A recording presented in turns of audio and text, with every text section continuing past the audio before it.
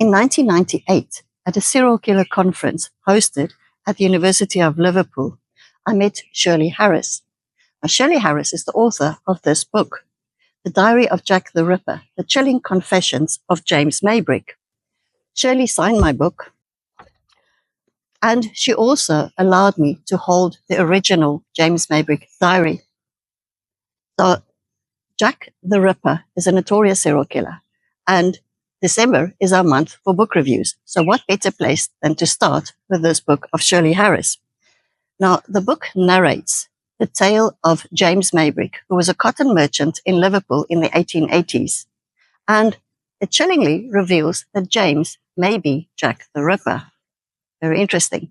Now, James Maybrick suffered from an addiction to arsenic because he had malaria, and that was the medication that they used at that time. So the continuous use of the arsenic affected his brain, and his brain functioning was gradually deteriorating. Shirley makes very compelling comparisons between Jack and James.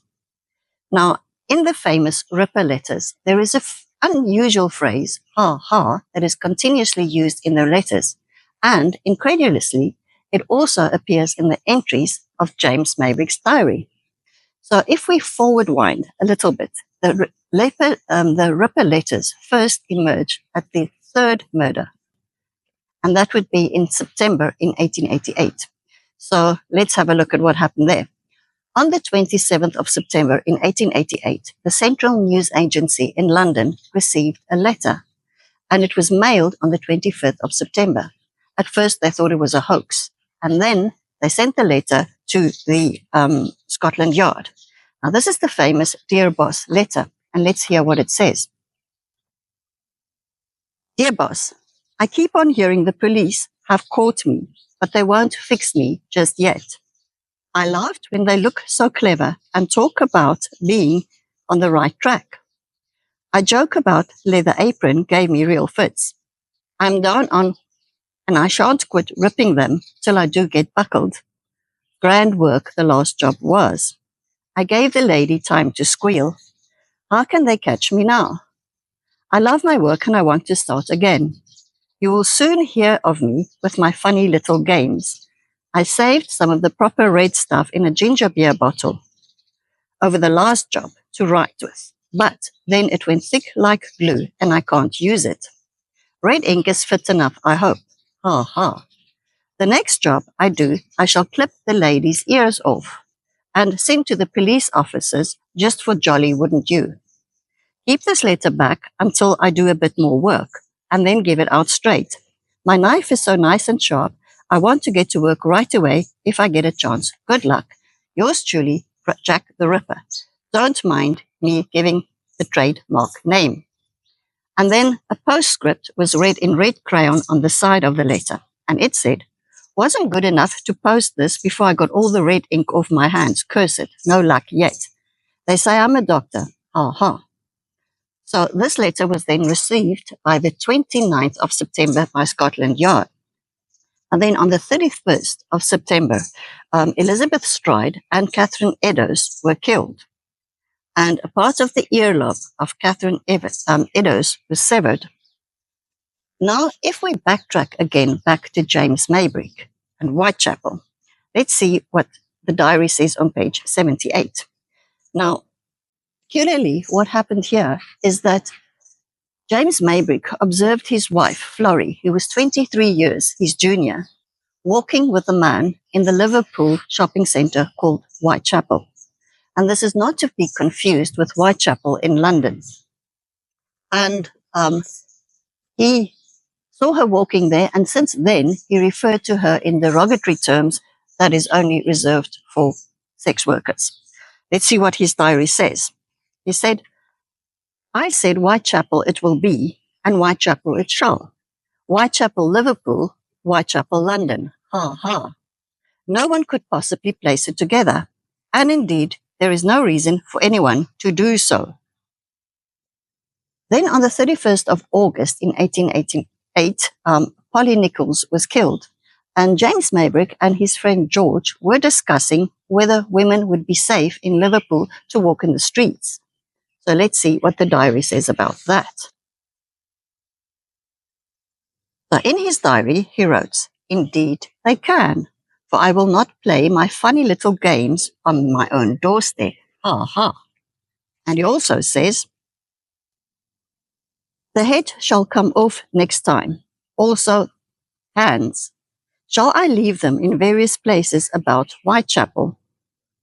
Hunt the head and hands instead of hunt the thimble. Ha ha. Maybe I will make some part away with me to see that it tastes like fresh fried bacon." And a week after this, Annie Chapman was murdered. Now, Dr. George Phillips said that her throat was cut to such an extent that her head was almost severed.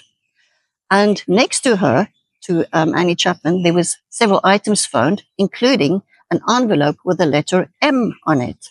Let's see what he says in the diary. He says, "The letter M, it's true, along with M, ha ha, will catch clever Jim." And then he also says, "I wish to God that I have taken the head."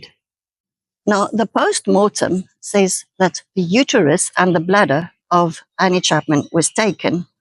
So what does the diary say about that? "I took some of it away with me. It is in front of me. I intend to fry it and to eat it later. Aha. The very thought works up my appetite." So now return again. The next murders was that on the 30th of September of Elizabeth Stride and Catherine Eddowes. And we can see there that a piece of her ear was severed. So whoever wrote the letter and whoever killed these women seemed to be the same man. Now again, Catherine Eddowes' face was mutilated, and we'll see what they say about this in her post-mortem.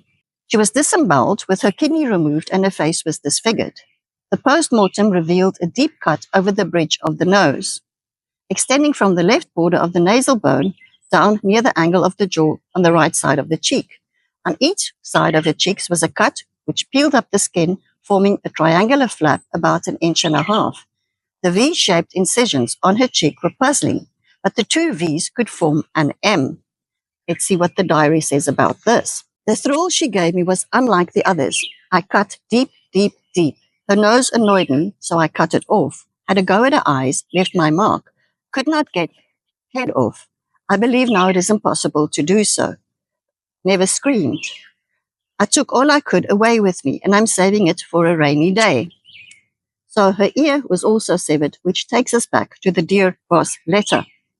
And then on the 24th of October in 1888, James Maybrick turned 50.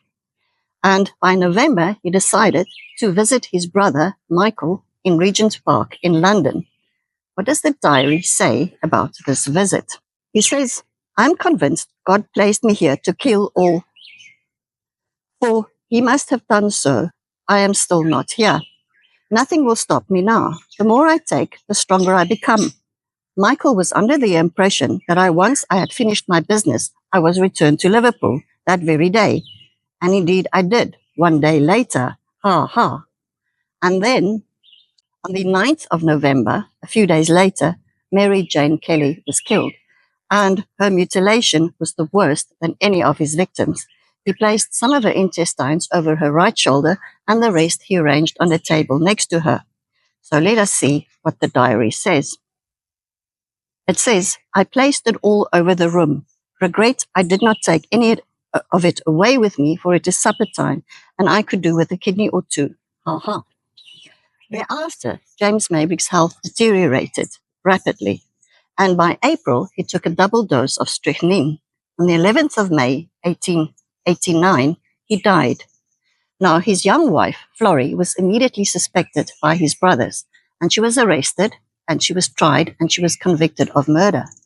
And then she served 14 of her 15 years, and thereafter she went back to America, where she lived her life in obscurity. Now we can ask the question, did Florence Maybrick have the last laugh on Jack the Ripper? Read Shirley Harrison's book, The Diary of Jack the Ripper, The Chilling Confessions of James Maybrick. Make up your own mind.